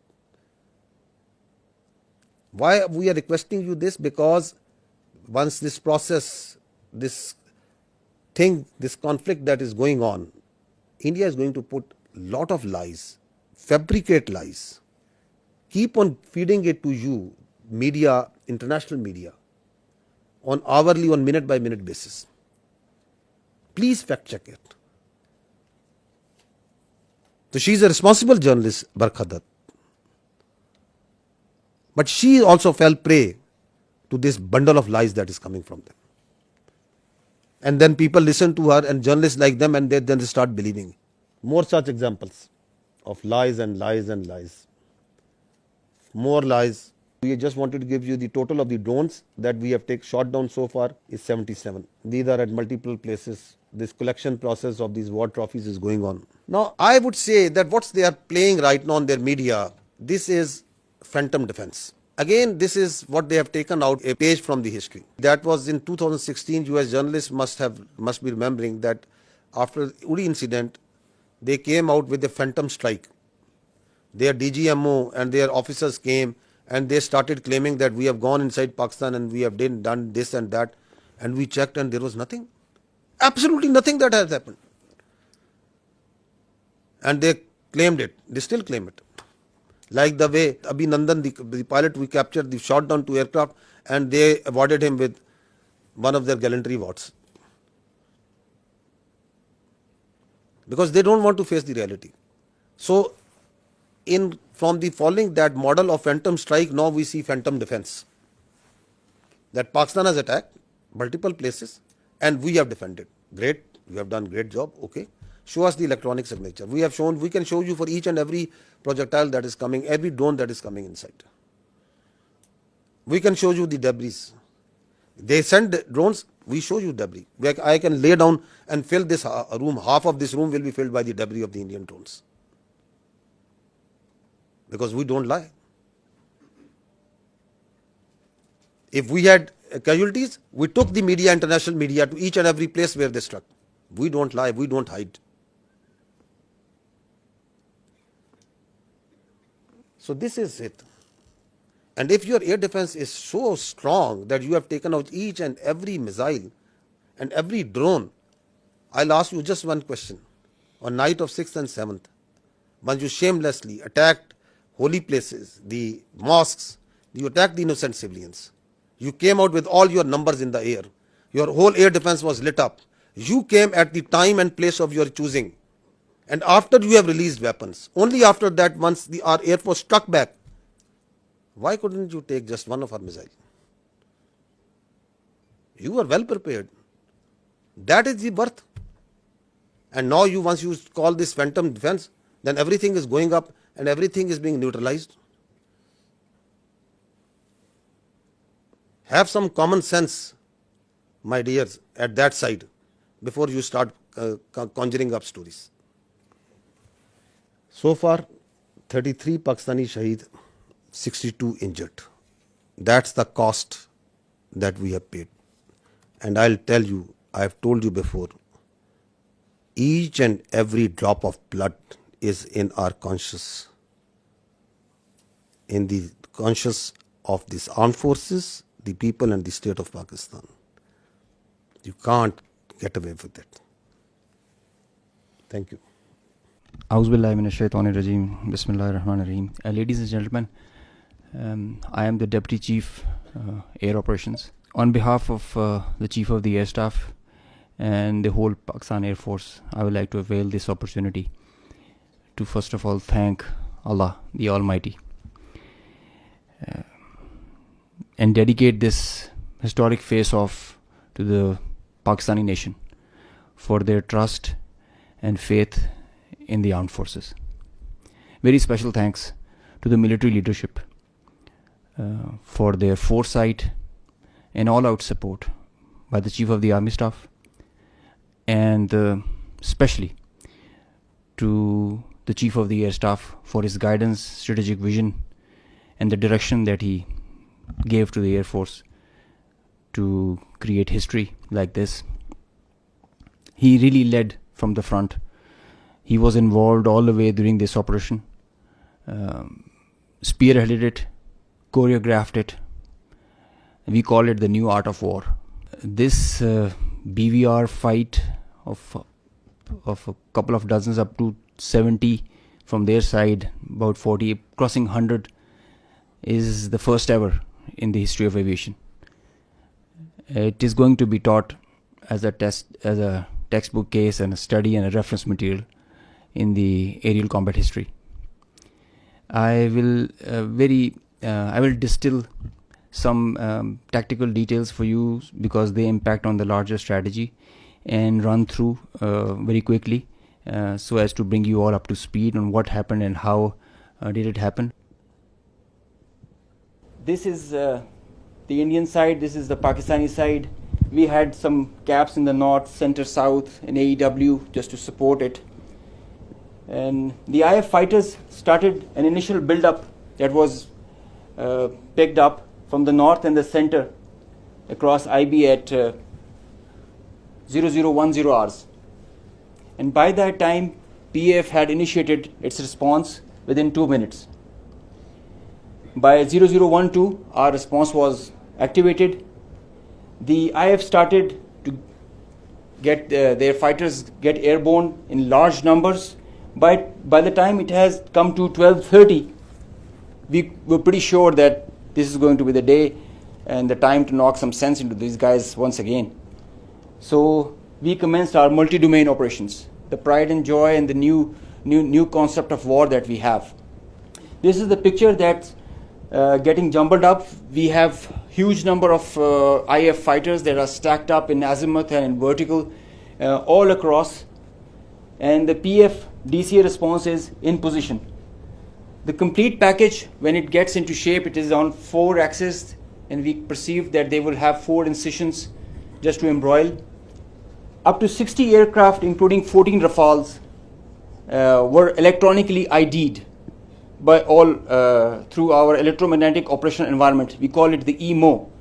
So by the time they were in air, we had sorted out and contracted all fighters and accounted for. The 60 number, that augmented to 72 through their scrambles that kept on coming just to reinforce and supplement and to saturate the air defense. They thought they could do that for the Pakistani ADG, air defense ground environment. The complete DCA package response by Pakistani side was also there. We had 42 high-tech aircraft on our side, and the strategy was to have force concentration in our selected AOR and fight at our own strength. PF fighters ensured Pakistan's air sovereignty, and because of that, we first rerouted all civilian traffic that was about to go from Lahore, Islamabad, and this area, because we thought that this is going to be the hot plate. So we wanted safety for all the civil airliners. When they had seen this kind of a strong defense on our side, they resorted to launching their air-to-ground weapons while being cis-frontier. And as soon as they had launched the weapons, we could ID that instantly. And the Chief of the Air Staff, as I mentioned, he was in the COC. He has been there for a couple of nights. I have seen him there. So when I said that he spearheaded and he led from the front, he really did that. And he changed the contract. We were given the rules of engagement first to deter. And as soon as this thing happened, we changed our rules of the game in the air. From deter to assure kill, deny own loss. PF strategy changed. We had a plan. We thought that Indians, the last time they said that they would have Rafales and they could have created any difference. So we targeted their center of gravity and the Rafales. That's why you see good numbers for that. We would have had more numbers, but we showed restraint. Ladies and gentlemen, the thing about this whole playtime was this thing lasted for more than an hour. With so many large number of aircraft, so many large number of aircraft on both sides, with so many grinds, and the flow of the BVR, the modern warfare has changed so much that the long stick, the employment is if you don't shoot, you get shot. So that is why the art was to employ them optimally, and that was a big challenge for us. That is why I say that it has never happened before. These are the locations with the range bearing electronic ID that we think that we are sure that we have shot. A MiG-29 was shot 8 miles from LOC, bearing 24320 nautical miles from Srinagar. A Su-30 was shot 192 19 miles, 25 miles from LOC. We have the exact details because you cannot, in the modern battlefield, you cannot conjure up things out of imagination. You have an electronic ID. The aircraft gets picked up by his data link. As soon as you put on your radar, you show yourself, and nobody can hide, nobody can deny that.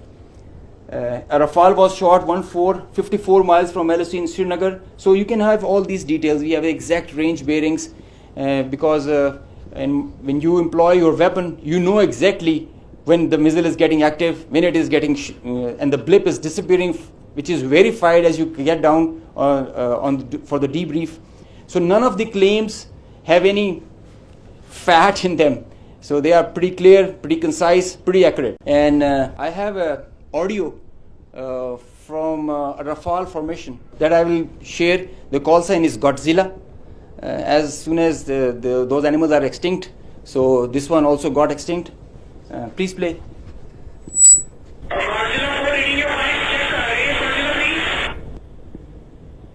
So he's asking whereabouts of his formation member.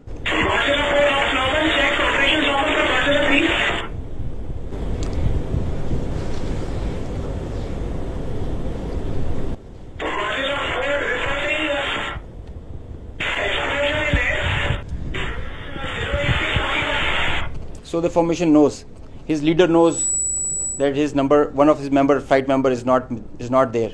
They have an RT. This is the original RT that they are exchanging, and they are asking about his position. He's giving his own operations as fine, but he claims that I've seen an explosion in the air.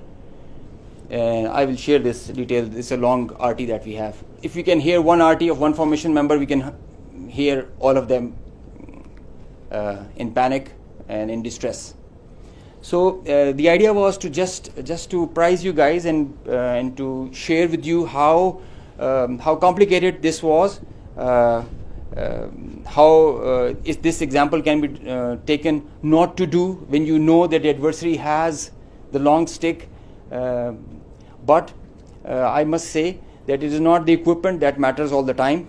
It is the training, it is the leadership that gives you the direction and the ownership that it shows. That's what matters. And the training, the operational competence that the whole formation has. And I hope they are slow learners, but I think they can get the drift of not doing it again. Thank you. So this is the live coverage that their media itself is, because it's very strange that the Indians are saying that we have not lost any aircraft. So if you have seen the evidence, I'll just show you, add up what their own media and opposition is telling. Obviously, a lot of tension. 2-3 things I can confirm to you straight away is that the Srinagar Civil Airport, civil traffic has been shut at Srinagar Airport. And right now I'm in Papur. Now, as we have been reporting since early morning, that there's a fighter jet that has crashed in this particular location. The remains of this jet are scattered in a large area. Air Force, Garud commandos and everyone has come to the location. The periphery has been completely sealed.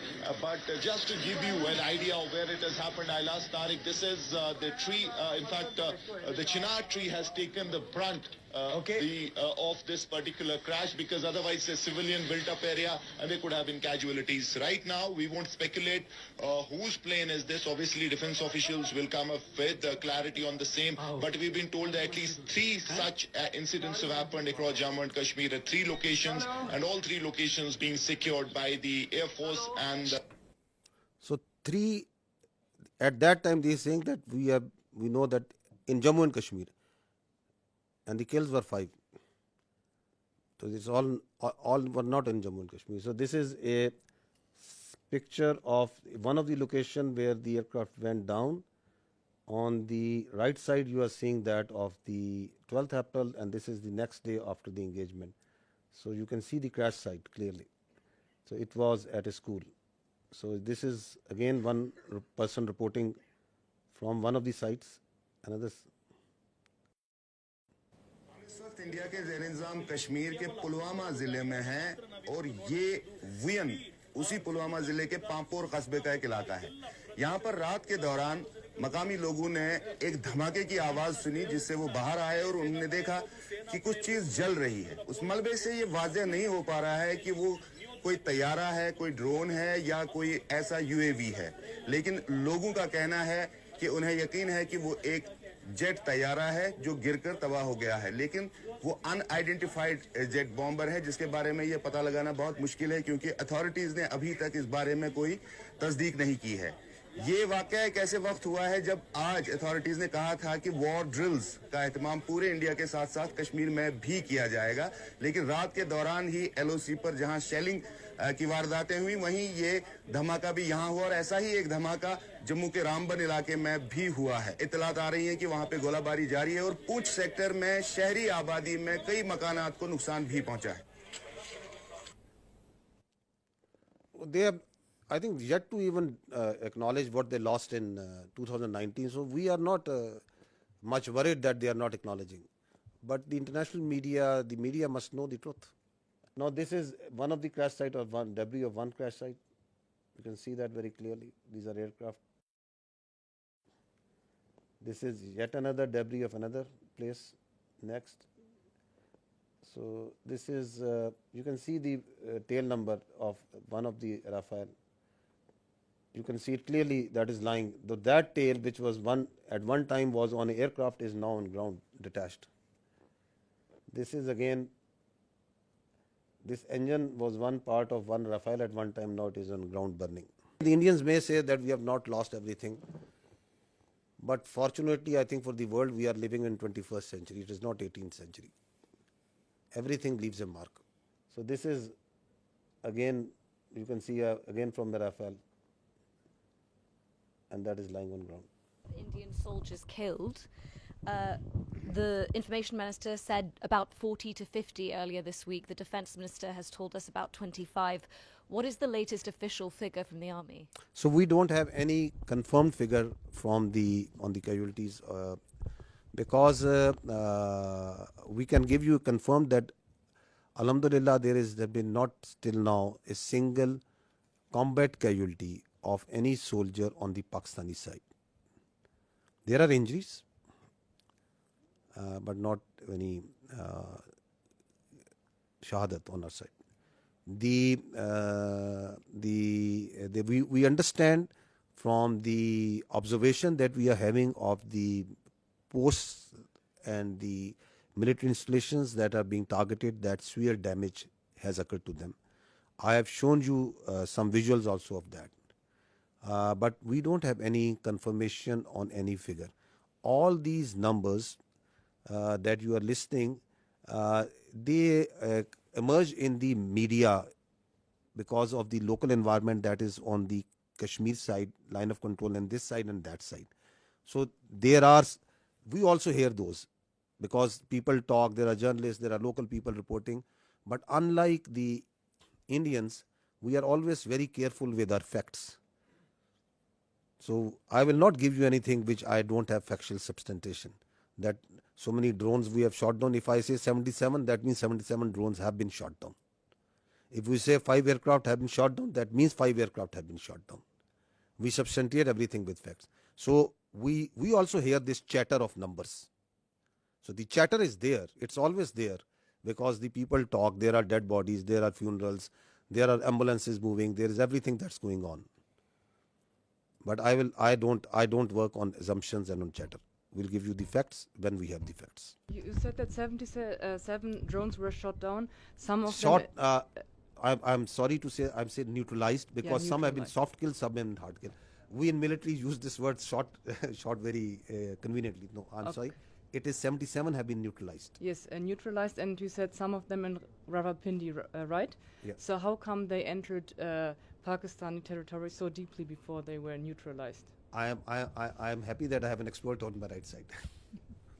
Shooting down a UAV, a loitering munition, or a killer drone, it has its own dynamics. There is a hard way of killing it, a hard kill and a soft kill. Most preferred is a soft kill. Most preferred because the number, it thrives on its number, and so the most preferred is the soft kill. So then there are opportunities where you get that vulnerability on that bird or the UAV or the loiter munition when you engage it. As soon as the bird is about to hit or is not getting neutralized or handled by a soft kill, you go for a hard kill. So sometimes it travels inside because you know that it is going to a destination or predetermined thing. It can loiter for 8 hours, 6 hours. So that is why that kind of a dosage is given and administered accordingly. So sometimes the birds are shot right there and then because of a soft kill, and if it doesn't work, a hard kill is done. Juliette Monceau from AFP News Agency. I wanted to know if there have been any direct talk between India and Pakistan yet, and if it's not direct, indirect talk, and if yes, through which country? So I can confirm you that I heard some news about direct communication between the Indian NSA and Pakistan NSA. No such communication has been made. And as far as indirect, I think you'll get a better answer from the Ministry of Foreign Affairs because all this diplomatic initiative is being spearheaded by them. Xinhua News Agency. According to WAFDA yesterday, that the Netlam Jhelum hydroport project has been shut down due to the missile attack, as you are also shown some footage. Can you verify the news that it has been shut down, and what is the status right now? So regarding of that, we know that in Pakistan there are still a lot of civil facilities such as the hydropower dam and power plants. Are there any strengthened measures such like anti-missile system taken to prevent such a attack happen again? This is my first question. Coming to the second part, I'll not go into the specific details, obviously because of operational reasons, that what air defense measures or anti-aircraft measures have been taken around them. But we have a very robust layered tiered air defense system in Pakistan, and so I'll leave it to that. I'll not go into the details that which thing and how it is protected. Of course, the damage that you have seen and publicly we have released that damage. The concerned authorities have to take the corrective measures, and for which whatever, if they have to shut it down, it is their prerogative, and the Water and Power Development Authority and their concerned partners will take those. We know that in the transcript yesterday released from the Foreign Ministry about Deputy Prime Minister and Foreign Minister's briefing to Islamabad-based ambassador, they said that it was mentioned that South Asia is home of 1/5 of the world population, and it could ill afford irresponsible actions like the others carried out by India last night.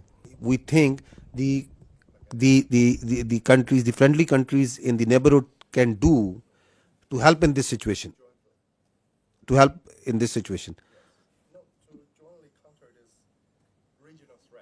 jointly counter this regional threat. I think the first thing is to put some sense into these people who have this hubristic mindset. The first and foremost thing is to tell them that don't externalize your internal problems and don't internalize your external problems.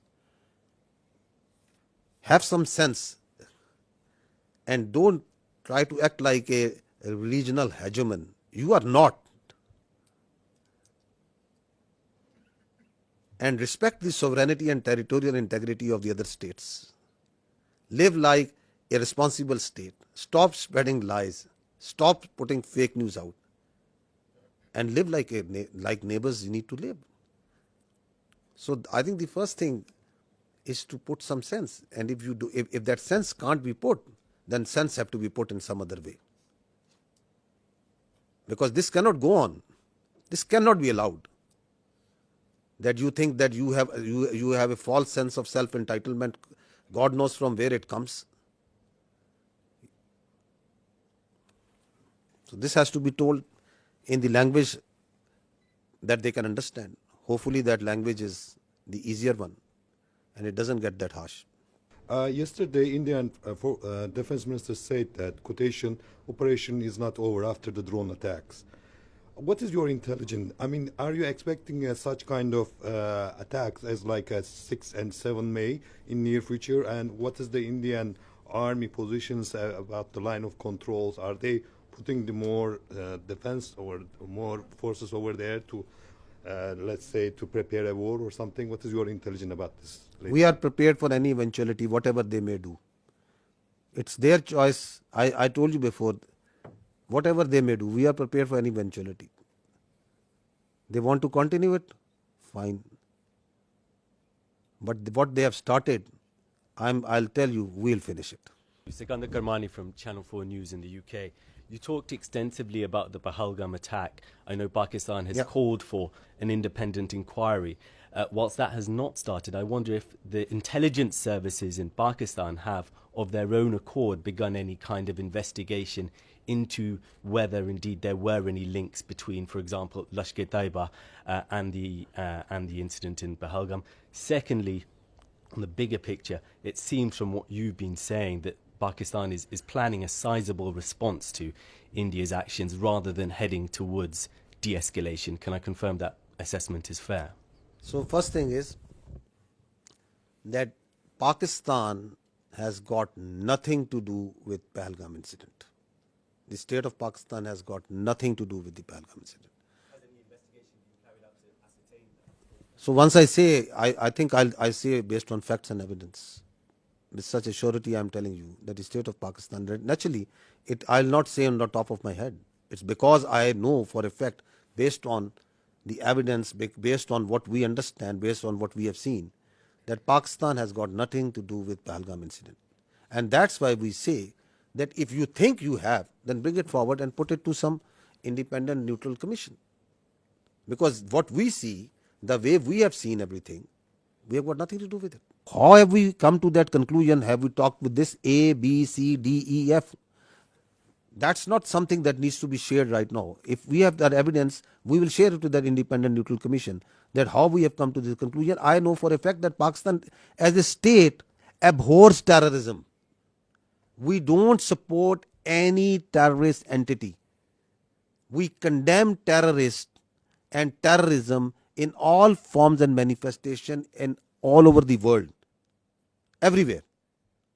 We are a victim of terrorism. We know that terrorists have no religion.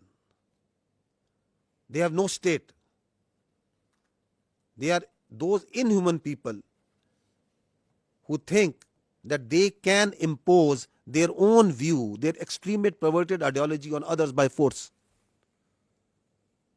So we have no mercy, no connection, anything in common, the state of Pakistan, with terrorism. We are, in fact, as I said earlier, the last bulwark state. As a state, we are standing against terrorism. Just feel for yourself a country in which in a year, thousands of people die at the hands of terrorism. Hundreds of billions of dollars are inflicted. We stay away as much as we can away from these extremist elements. We despise them. Those who think that they can impose their perverted ideology through bullet. Absolutely not. The state of Pakistan has got nothing to do with Pahalgam incident. Absolutely nothing.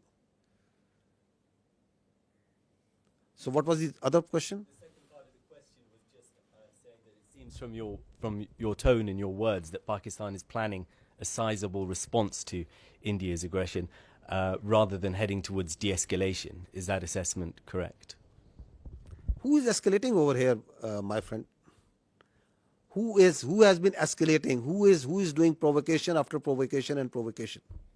Who is it?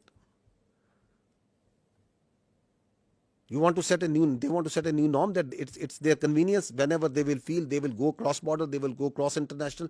They are going to hit anywhere where they like. They are going to send drones inside Pakistan and they are going to harass the innocent citizens and the people of Pakistan. They can do terrorism here. You heard just now that I am here for years and we will be here for years and we are having this network from Lahore to Baluchistan. What do you think of Pakistan? That we will allow all this to happen? Once we say we have all the rights to do whatever to protect the honor, integrity and sovereignty of people of Pakistan. Whatever we have been doing so far is just protecting ourselves. And we have been doing it with lot of grace and alhamdulillah with lot of success. And we are rubbing their nose on every day, every hour, from wherever they are coming. Whether they are doing this shelling and this firing on line of control, they are getting a befitting response. Once they came in here, they got a befitting response. They sent in their drone, they are getting a befitting response. So at a time, place and method of our choosing, we will do whatever we will do. We are not beholden to anyone else but the people of Pakistan. Kamran Yusuf from TRT World. First, a little clarity. A couple of days back, Pakistan's Deputy Prime Minister told me in an interview and confirmed that there was a contact between Pakistani and the Indian National Security Advisor. And you were saying that there was no contact. Please clarify that. The Deputy Prime Minister said there was a contact if there is a contact between 1, 2, 3, 4 parties. So I'm telling you there was no direct contact between the Pakistani NSA and the Indian NSA. If one party is talking to someone and is talking to someone, that happens in diplomacy, that is a practice. That is something novel. But I can confirm you there was no direct contact. About the air defense of Pakistan, when you see the ingress routes for fighter jets and they are trying to avoid certain areas, this means that this air defense is pretty effective. They are following certain profiles of weapon delivery which are there meant to evade surface to air missiles. This means that they are effective. Both the countries have very effective air defense systems, the S-400 from their side and equally capable, if not more, from our side in the north and in the south. There are certain ways the high MADs and the low MADs are employed, certain ways where fighters are employed, and that's the way the air combat and the modern air combat is progressing. So Pakistan has a very effective air defense system. We did have one kill because of that, I can assure you. Alaikum. First of all, thank you for this. I'm Hamza Jalani with the Financial Times. And I just wanted to ask, you mentioned that you got one kill with air defenses. If you could explain for the 4 other kills, which aircraft was used, whether it was J-10C or JF-17, and if there was an air-to-air missile used, if it was the PL-15, and whether that was the PL-15 export version or the original version. If you could tell me in very non-technical terms about air defense system, what are the capabilities that Pakistan have when it comes to neutralizing surface to surface and air to surface missile systems? Air to surface? Yeah. Okay. This means academic discourse, a pretty intense kind when you are asking such technical details, and we'll bore the rest of the people with them. But I must, on a broad guideline, that the Pakistan Air Force air defense system is pretty capable of handling high-speed, long-range vectors, even hypersonic weapons. So this should be pretty comforting to everybody inside Pakistan. B, delving into details that which platform applied which weapon. You see, in modern warfare, all the players have their own contracts as per the game plan, and they create opportunities. Sometimes you have cross pockets which are of providence. So let's not go into details with which aircraft at which angle and aspect, and it D-max was it at what delta. But we did have a high MAD kill. We had participation from JF-17, the F-16s, the J-10s, and PL-15E or X or Y. It's the short log that we had. Ji, Assalamu alaikum. Abid Hussain from Al Jazeera.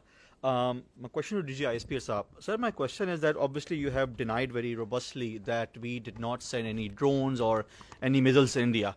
So would you very categorically say what happened yesterday in terms of the videos that they have shown in Jammu particularly, was that a false flag operation from the Indian side? And subsequently, maybe, you know, perhaps tomorrow, whenever they come up with some sort of debris, which you have asked in this thing, if that does happen, how would you perhaps, like, is it going to become a he said, she said thing or something else? So these two things. If we had sent anything, it will leave a electronic signature one. We have all the records of the airspace, that what goes there and what goes from here to there and what comes from there to here, and it's all timestamped. So we are pretty confident once we say that nothing went from here. And as far as they are concerned, we don't give much damn and credence to whatever they say. So whatever they are saying on Pahalgam, whatever they are saying about these mosques and places of worship where they say there are terror camps and there was some training, whatever they are saying about that Pakistan yesterday, the havoc that they had caused to Pakistan yesterday, how many aircraft they have taken it out, whatever they are saying that what we have launched over there. So I've just shown you their High Commissioner, a very responsible person, is telling that this man, who is he, falsely calling someone who is someone else is someone else. And then the same media who is telling you stories, they have already declared him dead.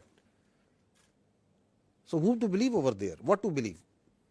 You said that we are not escalating, but how does Pakistan military see the next steps on the escalation ladder? And do you foresee any ramp-offs in this process? Escalation ladder, you know, it is always unpredictable. Could any of us have predicted that Indians would launch a phantom defense last night and start claiming that Pakistan has attacked India at 15 locations?